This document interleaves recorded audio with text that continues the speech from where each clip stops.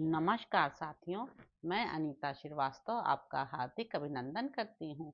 श्रीमद् वाल्मीकि रामायण में आज का प्रसंग है प्रातः काल सुतीक्ष्ण से विदा ले श्री राम लक्ष्मण सीता का वहां से प्रस्थान।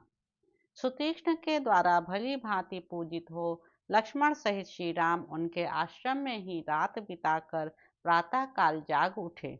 सीता सहित श्री राम और लक्ष्मण ने ठीक समय से उठकर कमल की सुगंध से सुवासित परम शीतल जल के द्वारा स्नान किया। तदंतर उन तीनों ने ही मिलकर विधि पूर्वक अग्नि और देवताओं की प्रातःकालिक पूजा की। इसके बाद तपस्वी जनों के आश्रयभूत वन में उदित हुए सूर्य देव का दर्शन करके वे तीनों निष्पाप पथिक सुतीक्ष्ण मुनि के पास गए और यह मधुर वचन बोले। भगवान, आपने पूजनीय होकर भी हम लोगों की पूजा की है। हम आपके आश्रम में बड़े सुख से रहे हैं। अब हम यहाँ से जाएंगे, इसके लिए आपकी आज्ञा चाहते हैं। वे मुनि हमें चलने के लिए जल्दी मचा रहे हैं। हम लोग दंडकारण्य में निवास करने वाले पुण्यात्मा ऋषियों के संपूर्ण आश्रम मंडल का दर्शन करने के लिए उतावले हो रहे हैं। अतः हमारी इच्छा है कि आप धूम रहित अग्नि के समान तेजस्वी, तपस्या द्वारा इंद्रियों को वश में रखने वाले तथा नित्य धर्म परायण इन श्रेष्ठ महर्षियों के साथ यहाँ से जाने के लिए हमें आज्ञा दें।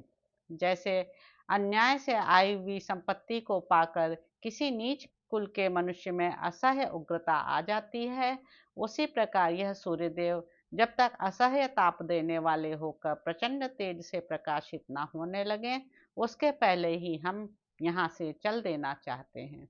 ऐसा कहकर लक्ष्मण और सीता सहित श्री राम ने मुनि के चरणों की वंदना की। अपने चरणों का स्पर्श करते हुए श्री राम और लक्ष्मण को उठाकर मुनिवर सुतीक्ष्ण ने कसकर हृदय से लगा लिया और बड़े स्नेह से इस प्रकार बोले। श्री राम, आप छाया की भांति अनुसरण करने वाली इस धर्म पत्नी सीता तथा सुमित्रा कुमार लक्ष्मण के साथ यात्रा कीजिए। आपका मार्ग विघ्न बाधाओं से रहित परम मंगलमय हो। वीर, तपस्या से शुद्ध अंतःकरण वाले दंडकारण्यवासी इन तपस्वी मुनियों के रमणीय आश्रमों का दर्शन कीजिए। इस यात्रा में आप प्रचुर फल मूलों से युक्त तथा फूलों से सुशोभित अनेक वन देखेंगे। वहां उत्तम मृगों के झुंड विचरते होंगे और पक्षी शांत भाव से रहते होंगे। आपको बहुत से ऐसे तालाब और सरोवर दिखाई देंगे जिनमें प्रफुल्ल कमलों के समूह शोभा दे रहे होंगे। उनमें स्वच्छ जल भरे होंगे तथा कारंडव आदि जल पक्षी सब ओर फैल रहे होंगे।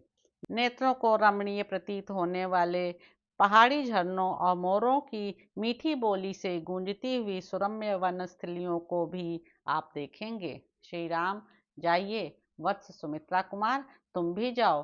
दंडकारण्य के आश्रमों का दर्शन करके आप लोगों को फिर इसी आश्रम में आ जाना चाहिए। उनके ऐसा कहने पर लक्ष्मण सहित श्री राम ने बहुत अच्छा कहकर मुनि की परिक्रमा की और वहां से प्रस्थान करने की तैयारी की। तदंतर विशाल नेत्रों वाली सीता ने उन दोनों भाइयों के हाथ में दो परम सुंदर तोड़ीर, धनुष और चमचमाते हुए खड्ग प्रदान किए। उन सुंदर तोड़ीरों को पीठ पर बांधकर टंकारते हुए धनुषों को हाथ में ले वे दोनों भाई श्री राम और लक्ष्मण आश्रम से बाहर निकले। वे दोनों रघुवंशी वीर बड़े ही रूपवान थे।